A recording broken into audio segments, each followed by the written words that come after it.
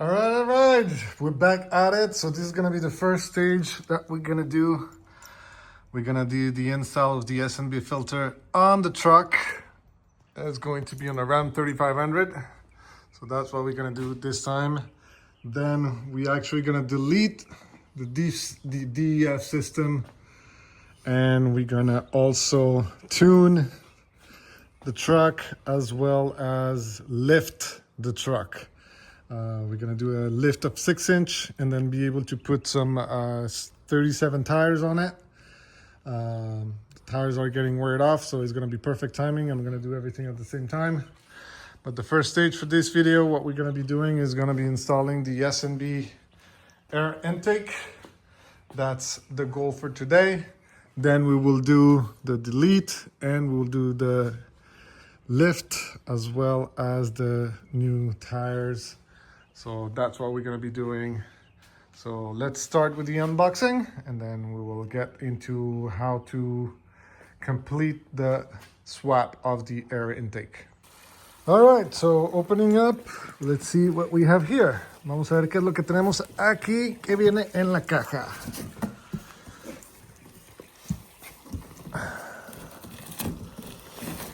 There's couch.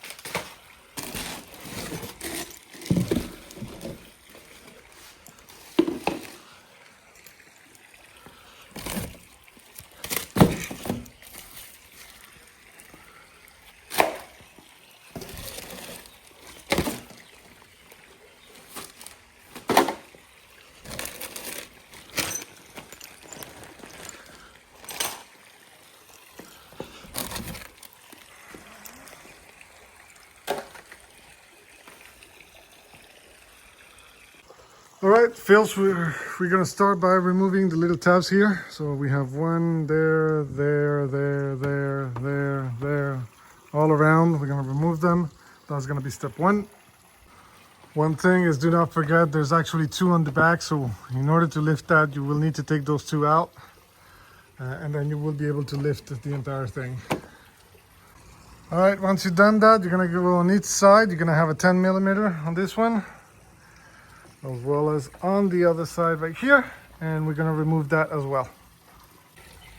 All right, next step, once you remove those two screws, we're gonna take the harness, the sensor harness here, right there. So this one is easy, just push it, take it out. This one, there's a little black thingy here that you will need to actually pull with the screwdriver. I do recommend you need two hands because you need to put one hand underneath, just in case that little thing fails. You will need to go and dig it out somewhere, so I recommend use both hands. Use one to put it out underneath, so just in case it drops, so you have it a way to recover it. And then once we do that, we're gonna remove these two sensors. All right, now that we took the sensors out, what we're gonna do is we're just gonna unclamp here, all of these parts right here, and then we're gonna remove the clamps all the way there. I don't know if you can see them. Yeah, right there. If you follow my finger, that little belt, remove that, so we can take the whole thing out, and then we're gonna be able to remove this part out and then put the new one. So that's what we're gonna do. So here we're gonna have to remove it on this side and on the other side, so we can remove all of it. One step prior, what we need to do first is we need to remove the harnesses from here, as well as right behind here. We're gonna be removing that as well. So that needs to be done. So let's make sure we remove those prior to remove this box. If not, it's not gonna allow you maneuver around. So let's just move this harness right there, and the one right there, so that way we can move freely. Next step, what we're gonna do is easy. We're gonna unscrew the sensors that are right here and here and here. And we're going to put them into our S&B adapter that is right here. that's where it's gonna go. So that's the next step. We're gonna unscrew that, put the sensors in here, and we're gonna start working our way to rebuild everything out. All right, next steps, once we actually transfer the sensors to the tube. So one thing to notice is you will see this one, you can easily find the sensor because it only has one screw, so it goes that way. The second one, you can do the same, but what I would recommend is so you can read the numbers facing this side. So the numbers you can see right now, they're in reverse. Here, same, the numbers are in reverse, so that way you know that it's supposed to go that way. So there we go. Now on this end, what we're gonna do is we're gonna put the little hardware that comes with it this way, and then this will come with the washer from the inside, and then we're gonna tap that 10mm again, and then make sure that we tighten it up all the way here. All right, next steps, we're gonna put this adapter over here. So we're gonna put that inside of it, and that's gonna go right there, this way. Now, next steps, we have these little garments right here. So what we're gonna do is we're gonna put 2 right here, and then 1 over here as well. So that's what we're gonna do next. All right, so we put it there, right there, and then right here as you go. Next step is this one. So this one, as you can see, there's a little like tab here. So that goes inside here. So the flat side is gonna go like this. That's how we're gonna put it. So this thing can hooks into the plastic part of it. So that's how we're gonna do it. All right, this side is optional, but I honestly recommend it a lot because here's you're gonna have the filter that comes here. And then you have this thing that it's open or closed, right? Depending on where you live, I always recommend it to have it. It's another dust hazard. It's just gonna make it, and then the heat's gonna come into it. So I prefer to have like cold air. So I'm just gonna plug it. They give you the plug. So I actually recommend making sure that you put that side of it so that way it's completely plugged. I do recommend it. That's the way I'm gonna do it. But it's optional to you. If not, you will have more air coming in, but there's a lot of dust and hot air that can come in. I don't recommend it.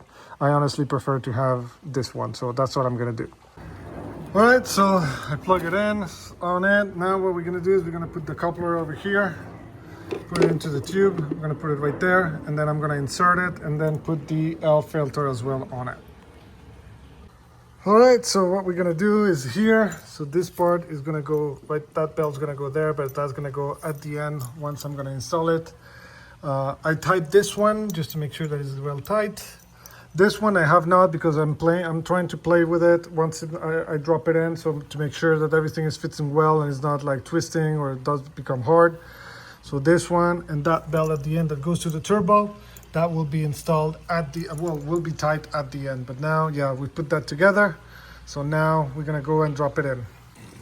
All right, we dropped it in.